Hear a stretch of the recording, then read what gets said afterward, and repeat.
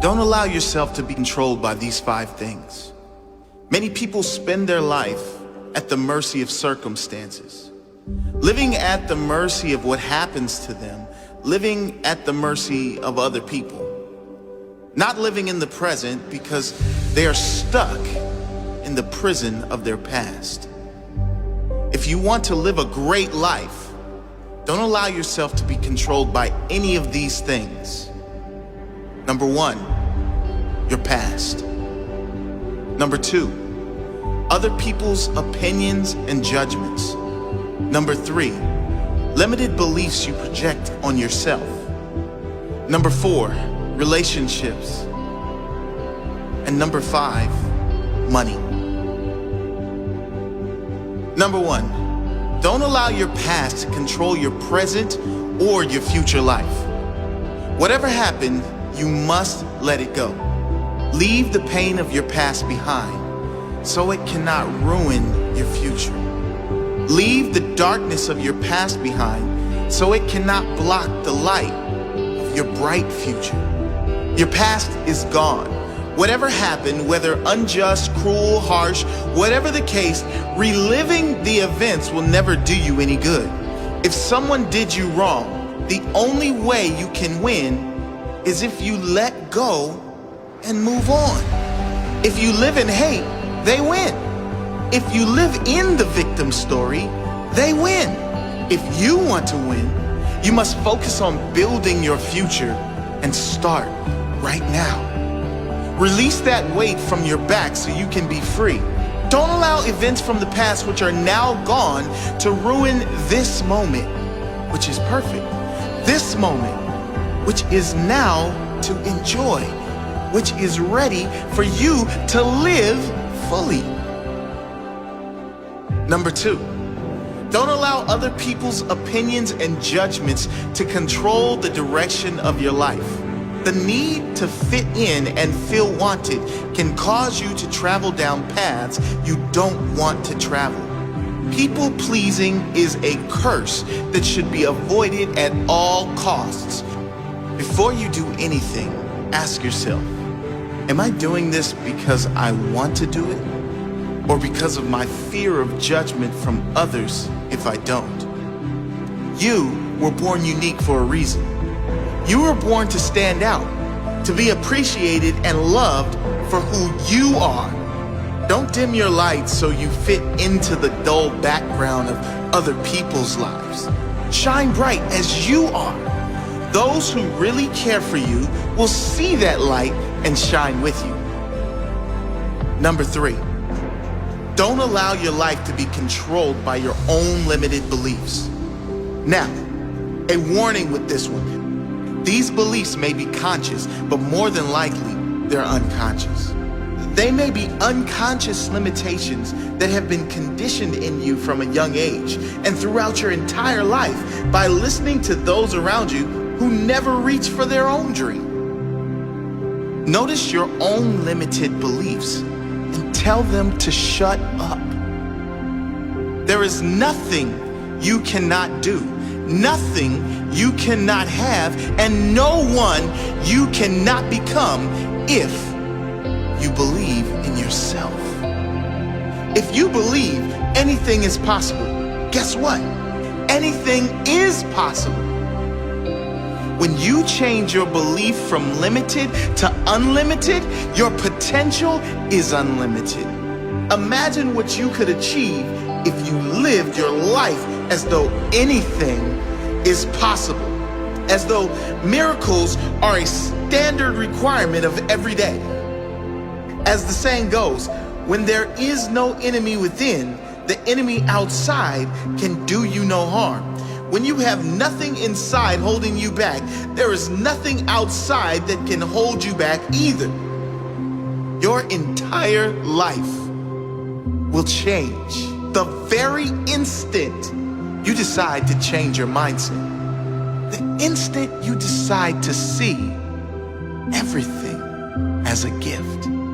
When you decide to see every circumstance and challenge as a blessing rather than a curse, the very instant you become conscious to the fact that everything in it is as it should be.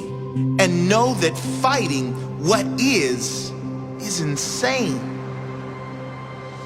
Number 4, relationships. A touchy subject. But if you are always needing another to be happy, to feel complete, then you are always one moment away from a breakdown if that person leaves you, or unhappiness if the relationship you are in is not going well. I'm not suggesting to avoid relationships. There is no force on earth that is greater than love and connection. I am talking about those who can't live if they are in a relationship. Those who will be with just about anyone, including all the wrong ones, just to avoid spending a moment being single. What I am saying is to develop enough mental strength that you get to the point where you don't need others to make you happy.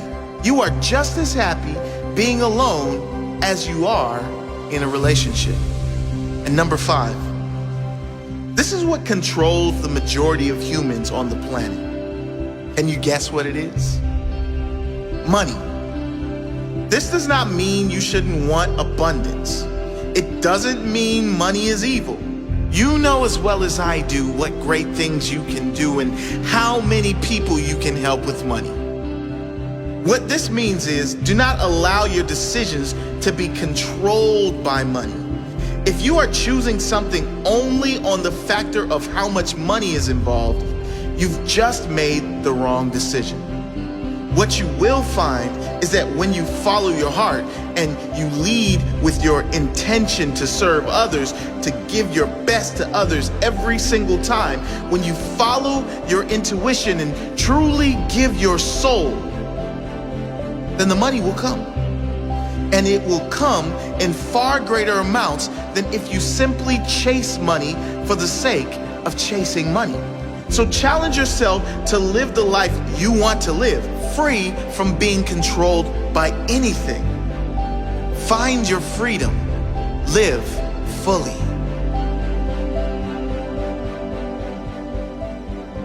You know what's really tough?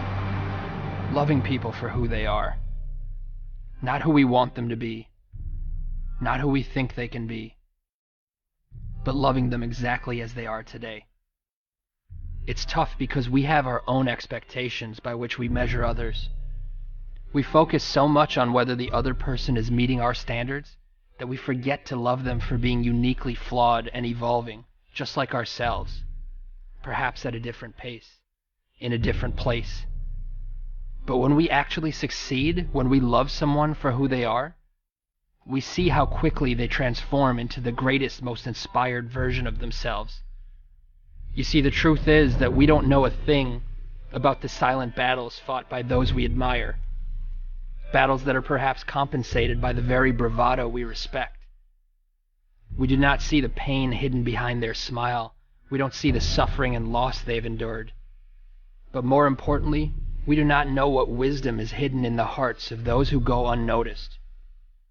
Recognizing this humanizes our role models, flattens our egos, and gives us reason to treat every person with compassion and kindness.